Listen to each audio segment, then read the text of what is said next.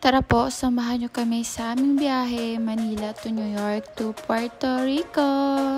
Sa unang long flight namin ni Ziyang, ayan, nakapag-avail kami ng VIP lunch sa airport. Ayan na nga, kumakain na yung bata. Sarap ng buhay. Sana all, diba? Kasi libre lahat ng food dyan. So, ayan, unlimited. Kumuha ka lang kung ano yung gusto mo. And then, ayan, nagpapasak na kami dyan sa airplane. So, ayan, excited yung bata kasi nga unang long flight namin to na kami magkasama. Though marami na kaming mga flight around Philippines lang, pero ito yung unang international namin at US pa, diba?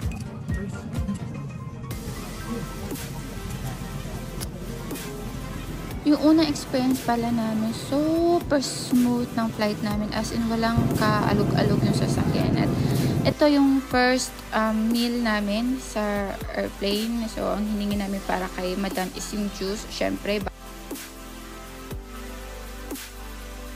Oh my! First train in Sila. What do you think? I'm scared!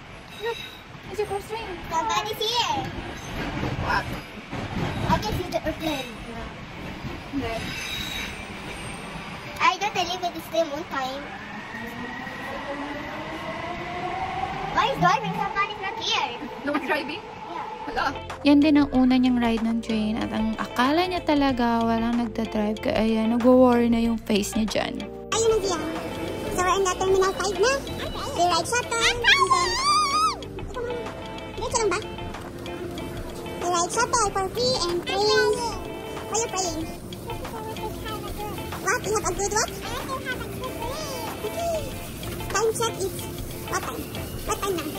It's 1:28 a.m. here at New York.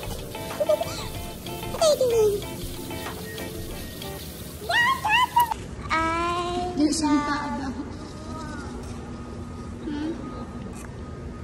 So, dito naman, nag-check-in na kami sa JetBlue flight New York to Puerto Rico. So, this flight would be 4 hours flight. And we add $30 for additional baggage kasi 1 lang po yung free baggage nila dito unlike sa PAL or sa international flight na 2. So, we're gonna check in for our second flight going to... Where are you going, Zia? Puerto Rico. Time check is... Already 2 a.m.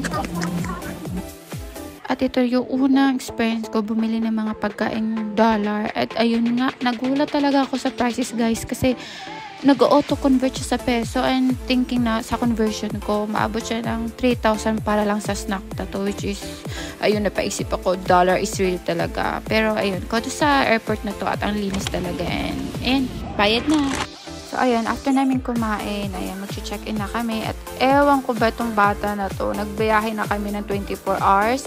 At ang very long flight na talaga. Pero ang energy nito hindi na uubos. Ewan ko anong nakain dito. Partida, madaling araw pa yan dyan, yung sa part na yan. And this will be our second flight, New York to Puerto Rico. Hindi ko na na-video sa loob ng airplane kasi talagang paguda na yung mother nyo. And ito, nung malapit na kami palapag. Por favor, no dejen artículo. Oh, trompa. At dito na nga na-experience ni Zia yung sumakit yung tenga. At ayun, hindi na siya mapakalit. Naawa nga ako sa bata. Ay, You like this? You like my cake? Something you almost there.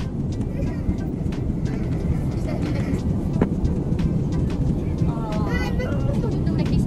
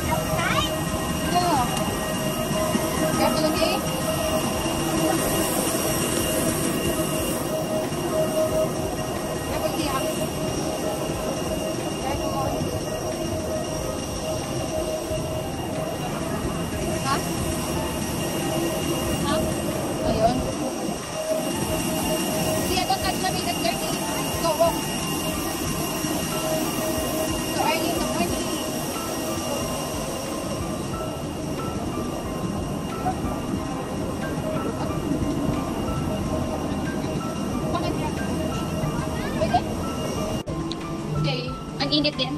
Mas mainit sa Pinas, guys. Zia, look at Mama. Nice your outfit. Ang beauty mo naman. Sia, Sia. Zia, I'm here.